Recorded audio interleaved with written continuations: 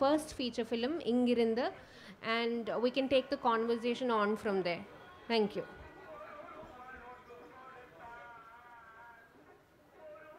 I just want to say that with my first film, Ingirindu, which is about the plantation community, tea plantation community in Sri Lanka, that uh, Excuse me.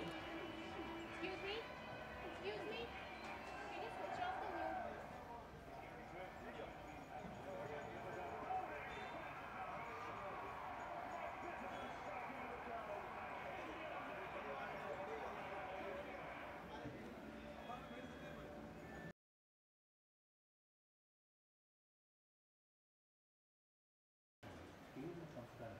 okay, this is a film it's called Inginundu, and I developed what I call the idiom of conversation, a cinema of conversation, which is actually a conversation I thought I was having with the plantation community as I was making. It's a feature film. Uh, so I'll show you a couple of clips from the film. It's a long film in the sense it's long film by my standards, almost 2 hours. So I'll show a few clips. Yeah, maybe a couple of. This is from the YouTube, by the way. I'm sorry, it's not.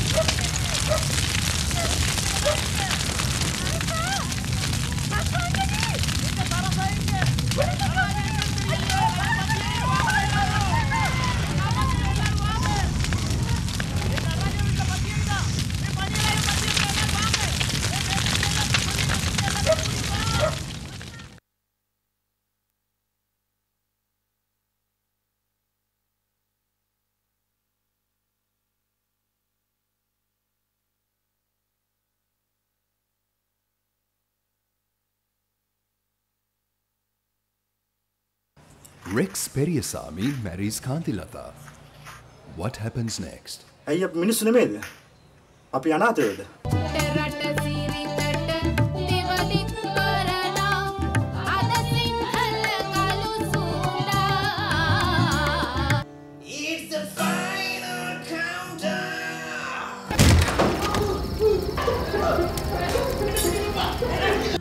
தண்ணீர் நடுத்தெருவில் சடுதியாக நின்றிருச்சு தாகம் என்று சொன்னவர்க்கு தட்டை பான் கொடுத்திருக்கு எனக்கு மட்டும் நின்று ජනසතු කරන එක හොඳයිද නැද්ද කියන එකයි ප්‍රශ්නේ. A story of love, friendship and betrayal. A story of our film industry at a time of turbulence and change.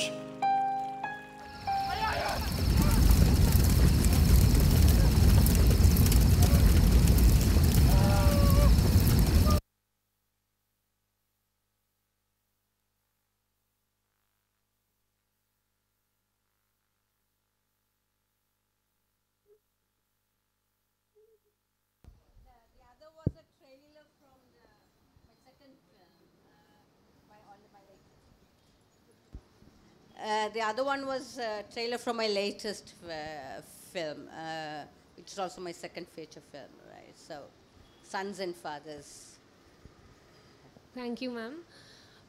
Dr. Sumati is a renowned filmmaker, like you've seen. She's made features, many shorts which have won a lot of critical acclaim, have shown in different film festivals around the world. She's been a poet, translator, essayist, activist, and academician for several years now. So it's an honor to have you, ma'am, at the 23rd International Film Festival of Kerala. So I welcome you all again to the last in conversation session of the 23rd IFFK. To begin with, I think I would pose a few questions to her and then you can sort of also join in the conversation. So I was reading up on you and I saw this anthology of your poems called Of Myth and Mother, and it had a subtitle to it which said Political Autobiography of Prose and Poetry. And in the same interview I was reading that you said that that prose brings out the devil in you. So my question is, what does cinema bring out in you? The unknown. The unknown in me and in others and in society and in politics and the personal as well. So I moved into cinema. I was doing theatre, quite a lot of theatre before, and then I moved into film. One reason, because it was an unknown idiom to me at the beginning, and it still is. And also, it allows you to explore something that's very difficult to capture maybe in theatre, you know, the interior and the outside, the relationship between the two, the inside and the outside. So cinema brings the unknown, I think, into a certain expression, yeah. So you mentioned how you developed a cinema of conversations, an idiom to talk about the things you wanted to talk about in cinema. So how did that come about, and how does that make the unknown more visible in terms of your practice? Well, I came up with this idea of a cinema of conversation when I was doing the clips that you saw first with the plantation community, where I spent a lot of time not even thinking about, or maybe about 10 years it took me to kind of really get to a conversation with the community, because I'm not from that community. And I was not even thinking about scripts, so I was not taking notes. I was just listening to the conversation, the jokes, the politics, somebody ran away with somebody neighbor's son, and all of those stories, without quite participating in it, but also participating in it as a friend or you know, and as a researcher, when I started thinking about doing, I did a play with some of the cast here.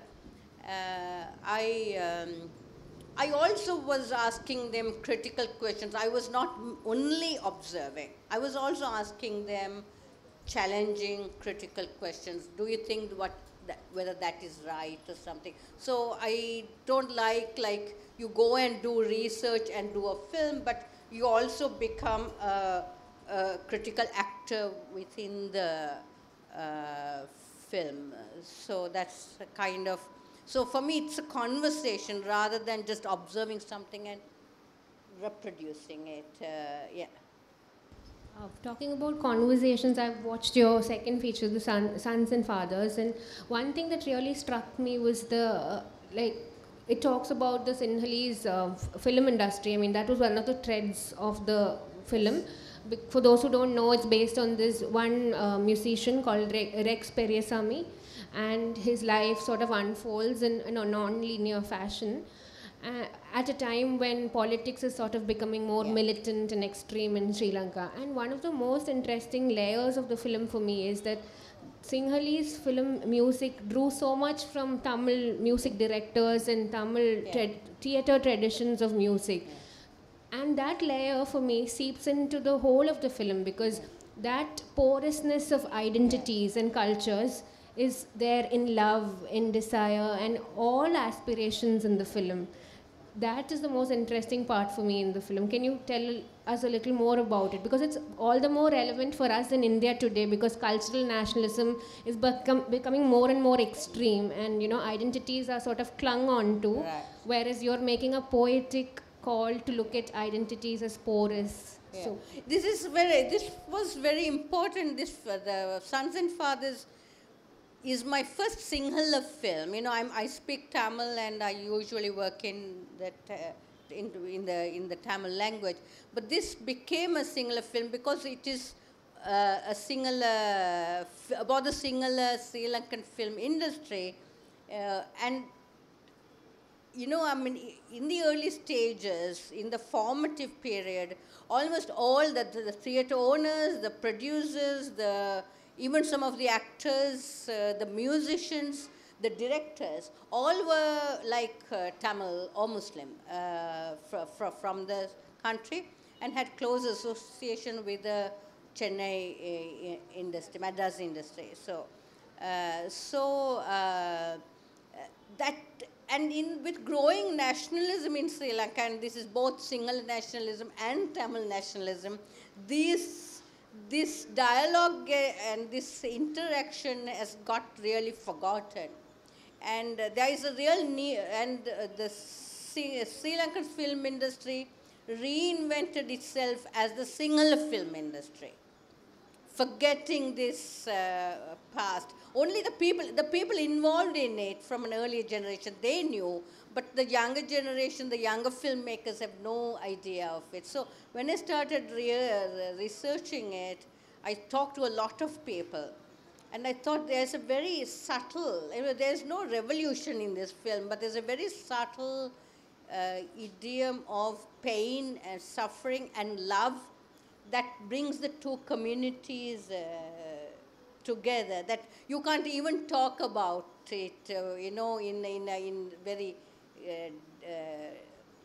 on binary terms, good or bad, but there's such close interaction between the two communities, but also there's a lot of pain also, so how do I bring that up? So I brought it out by having a family that's intercommunal, which was very common in the film industry, Sinhala, Tamil, Muslim interactions.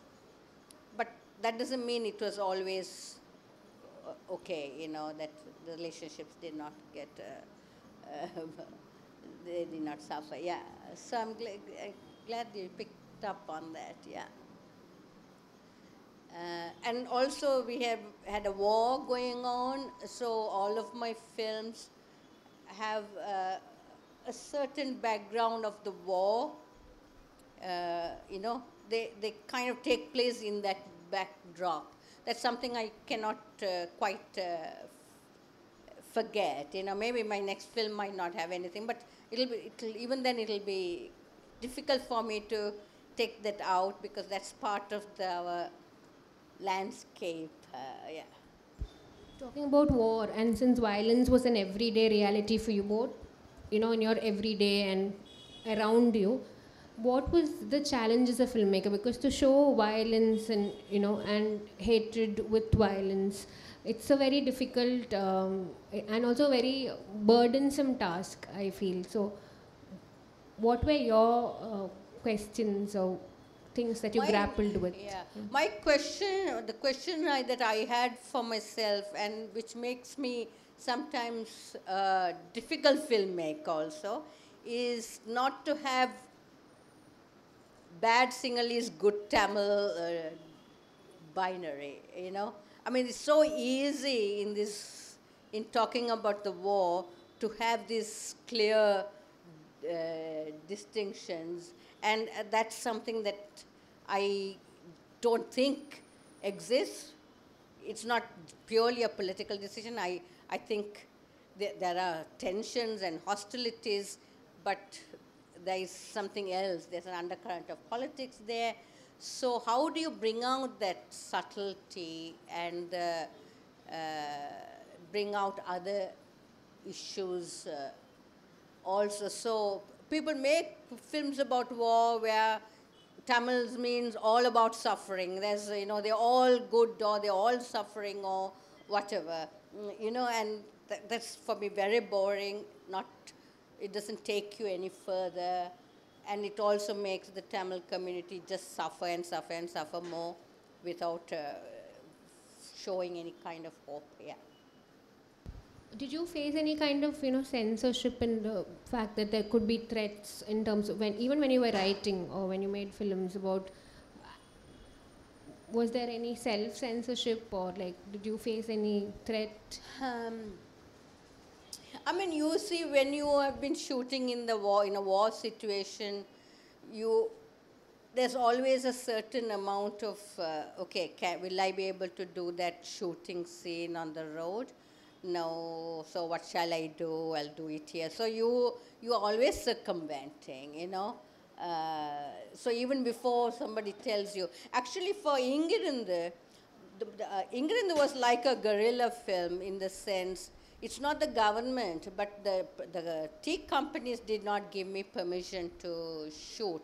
So 80% of the film was done clandestinely, what you saw. And it's a long film, so, but we had the support of the people, the community living in that, you know, the lambs, the plantation living conditions are such, it's a world of its own.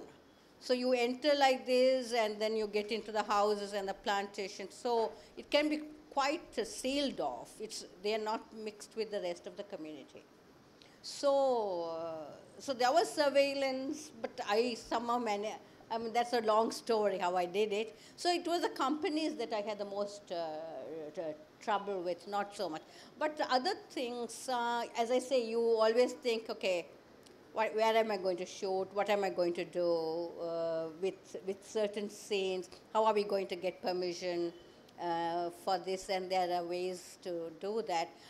My first short film was actually about the LTT. I don't know whether you've heard of the LTT. Yeah. And child conscription. So I had to, I wanted to shoot it in a particular village, but then that's a Tamil village, so I took it to a Muslim village and I shot it there because it was about the LTT taking children away for war, you know. So that was the core story. So I think I was more scared I was really scared doing that film because it was also out in the east where there was a heavy presence of the LTT, and this other Muslim village was just next to it, so it was not really much protection, but you know. So I remember once shooting some scene, the villagers didn't know what it was, but they heard the conversation, and I heard the villager like that go like that, you know. So yeah, because I'm also curious, like, how have people responded to your film in Sri Lanka, both Sinhalese and Tamil, since you have such a nuanced, not a black and white approach to the issue, and since sentiments are very strong about it? The latest film, I'm still looking for a producer, distributor. But or I have to wait in the queue. The government has a queue also. I could wait in that, but that means it doesn't get a lot of. But my first film, they did well in the plantation areas, where because nobody is an yeah, they're from the community. Everybody there, except there's a researcher who goes from, and a very minor character who appears for 2 seconds or something like that. Everybody is from the community. So then they went to see themselves. So it was their story also. So it did okay, not like a Rajnikant film, but it was all right. But in the general, in the rest of the country, it's still too, what can I say? It demands a lot. And people ask a lot of questions like, it's non-linear, and what happened to that boy? Why did he disappear from the film? And I'm like, I don't know. He didn't tell me where he was going. Right? So then those questions are asked and I don't know how to answer them. The second film has a lot of music in it. In one sense, it is a film about music. Can you tell us your association with music? Yeah, because it was about a musician, I decided to have a lot of songs. I also thought like songs is what will make it appealing to people. There is a central song which you saw in the trailer, which is a dance, which is actually a copy of a Telugu film or Tamil old from Chintamani, Divya Darsanam, and then but it's very popular. It's still popular. It was popular at one time and still. And it's a very Sinhala nationalist song about how the bad white people, you should throw them away. And it's a rousing nationalist song. So I use all these songs like Brecht does, I hope, to raise critical questions about nationalism, so even if you listen to the Tamil song, it says, when I asked for water, they gave me bread or something like that, and then the elephants climb up the trees and the fish in the tank have gone on a trip or something. So there's a certain way in which I use the songs to get to another point. But I also used a very popular kind of melodies, the tunes themselves, So I once, the Tamil song was set to a more Carnatic tune, and then I said, no, I want a more like a simple local tune, yeah. So it's a direct appeal, yeah. I don't know whether anybody would like to. Yeah, if anyone has questions, it's open.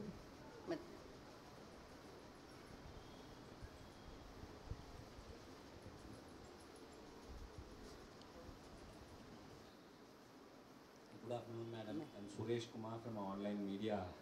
My question to you is, you told from theatre you came into films. What are the good things you can bring from theatre to films, and what are the new things to learn when you are a filmmaker?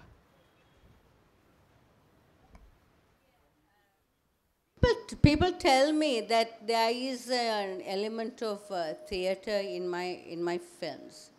I do long takes and very kind of non-linear also, which I think is coming from the theatre. I mean, I find it very difficult to do straight up linear films. So the theatre, also relationships, maybe the building of relationships. I think the way I do comes from the theatre. Film, what is new? Everything is new about film. How do you bring what is inside out, express, without falling into a psychological realism? I'm not very interested in delving deep into somebody's psychology. Maybe I will do something like that, but at the moment I try, okay, if somebody is sad, and I don't like to do symbolisms also. I mean, I don't mind if other people do it in my own film. So how do I externalize something that's kind of going on between two people, you know? Maybe you can have a song, or maybe you can have some, like a montage. So Eisenstein does interest me a lot that way, but I'm not following anybody. I'm not like thinking about this filmmaker or that filmmaker, but how do you externalize, you know? Yeah, so does that answer your question? Yeah, yeah.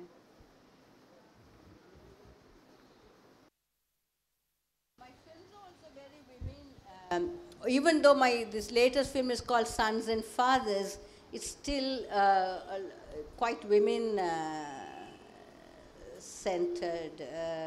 So I think all my films kind of bring out the woman in important ways. That's what I think, yeah. Also a related question about, because that debate has been going on even in literature and otherwise, that if you would like to be called a woman filmmaker or a filmmaker. So there have been different versions, or people have responded to it differently. Some filmmakers have said they not want to be called women filmmakers, they want to be seen as filmmakers. Others have obviously responded by saying that you are a woman even if you're not, I mean, even if you're called a woman filmmaker or not, and part of your creative expression comes from you being a woman. So how have you looked at it? For me, I would agree that I don't want to be slaughtered as a kind of a woman filmmaker. Nobody, I mean, you are doing films the way you know how to make. I mean, you're not thinking of, but obviously you know that, particularly when you watch films that men make about women, then you know, no, this can't be the case. This, you know, so obviously you don't fall into that trap too much. I would think. And there is an understanding that comes with knowing the domestic idiom or another idiom, the gaze, all of that intimately. Yeah, but although I say my films are very woman-centered, it's not about the psychology of the woman either, you know. It's a very social kind of, my films are very much socially embedded. I mean, in Sons and Fathers, this woman is she sings a song, a love song, but surrounded by men. You know, so I mean, so I kind of arrange it in a way. So it's not about her inner feelings, it's about the audience's it's not about the character so much as about how is the audience going to view a woman singing washed on by. So I'm more interested in the gender of the gender making of the audience. You were talking about how it's more social than it's more psychological in terms of how gender. I remember this moment in Sons and Fathers where she tries to wear a sari differently, not the Sinhalese way, the Tamil way. That's a moment that's coming to my mind. Yeah. That was important. I don't know whether people know that a particular community, one community in the Canadian community in Sri Lanka wears the sari differently with frills and all of that. So I use the. Are you wearing a sari? Yeah, I couldn't say. Sari this way and that, and this woman is switching identity from being a Sinhala to being a Tamil. And I wanted to mark that. And I also marking that by saying you can change ethnicity by changing your sari. It's kind of, there's nothing very essential in your blood about being a Tamil or Sinhala. So, yeah, it creates certain psychological, what, trauma, not trauma, but thought.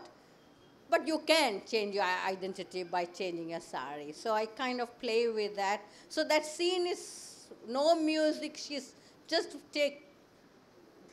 wearing the sari, taking the time to wear the sari without any music, or it's kind of very flat in terms of atmosphere. So I wanted the audience to focus on that.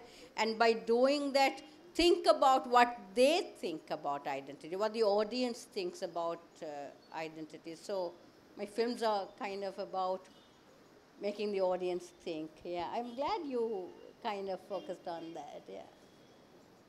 Any more questions?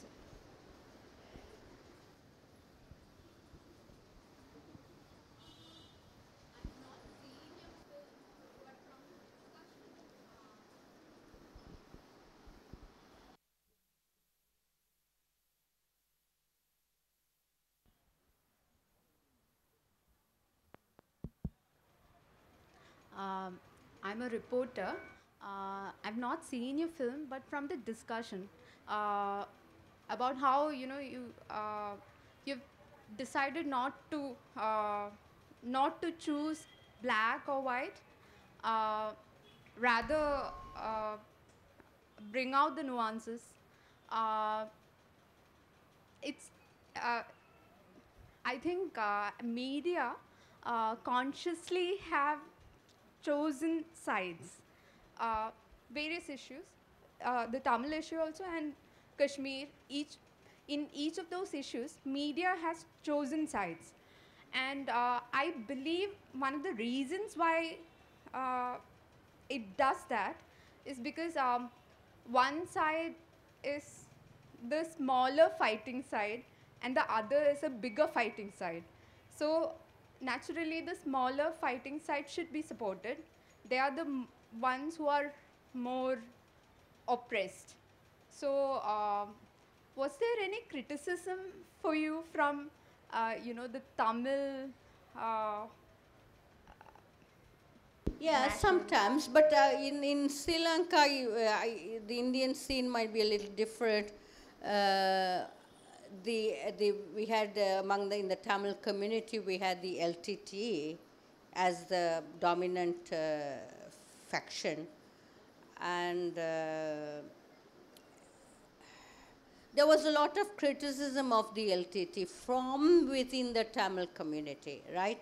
But that was not picked up by the media in any big way. So while I agree with you that the Tamils were a minority and did suffer quite a lot, the suffering was very complex. And if we don't deal with that complexity, then we don't have answers, right? And then the Tamil community, not the Tamil community, the LTT also evicted a large number of Muslims from the north. I'm from the north. And that question is never covered by the... so if you're going to talk about the smaller person, then why is there silence on that issue? So, so these are questions. Yeah, there has been criticism, but I am fearless. One, two, I know I'm fearless because I know that a silent majority supports me. They may not get up and speak in favor of me. I know behind the scenes they say we agree with you. So that gave me a lot of courage. Two, after the war, there's a lot more support for me because now more people are talking openly. So I kind of am glad that I stood my ground. Yeah.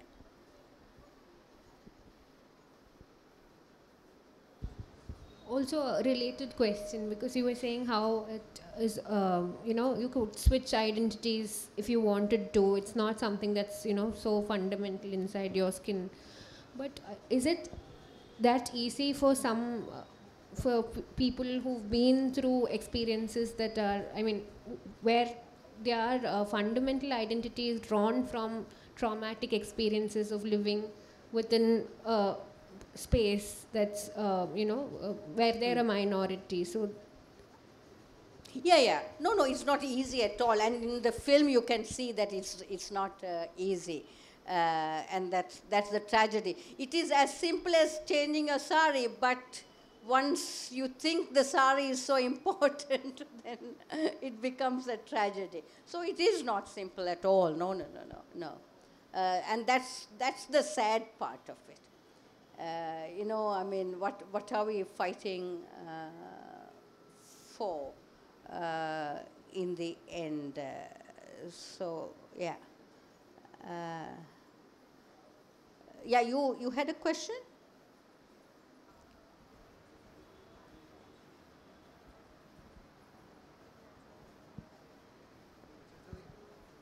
Um, you were asking us, do you know LTT during Yeah. the conversation?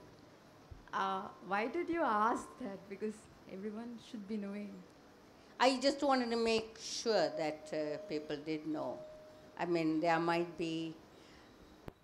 It's very interesting that if I teach 19-year-olds in the university, and they know, but they don't know either. And this is not only Sinhalese, they are Tamils, who like, yeah, we know. But they don't know it very intimately. In Sri Lanka, I mean. Yeah, it's gone. The war finished in 2009. People have such short memories, one, two. Life is so hard, then you quickly move on to the other, right? But there is a suffering Tamil community in the north, and you know, which still living in the war, in the ethos of war because of poverty, disappearances, and all of that. Yeah.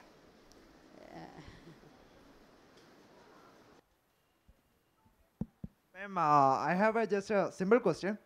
Ma'am, being a university professor and also a filmmaker, which profession do you prefer the most? And yeah, that's it.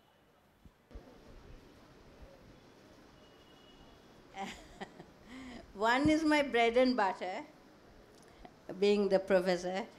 The other, if it's a die-hard choice, one or the other, I would choose filmmaking. Right? Having said that, yes, that's what I would choose. Having said that, even if the world fell apart, I mean, I don't know how I'm going to finish post-production. I may not have any money. Sometimes we had finished shooting and we have now not had money for tea on the way back from the location. So it had been. But I walk into the classroom and I see the students and I open whatever my notes. I don't carry notes, but I forget the rest of the world. I mean, if I can exist in the classroom like you exist on a cloud. So that also sustains me a lot, the classroom. Not the committees, not somebody calling me a professor, not being called, okay, you are this or that. The classroom sustains me a lot. But if it's, you're going to point a gun at me and say which, then I will say filmmaker. Yeah. I think we've come to the end of the session. I think. One Oh, okay, second. just one more question. 1 second. Sorry. Yeah. One more question.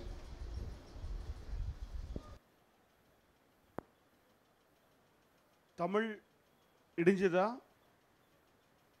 இல்லை தமிழ் முன்னேறியா? தமிழ் இடிஞ்சதா இல்லை Tamil it's coming back? Lanka. In Sri Lanka. Yeah, it's rising. It is. Lighting. Yeah, it's growing. Lighting up. Yeah. It's lighting up. Yeah. I mean, there are lots. Yeah. Okay. Love you. Love you.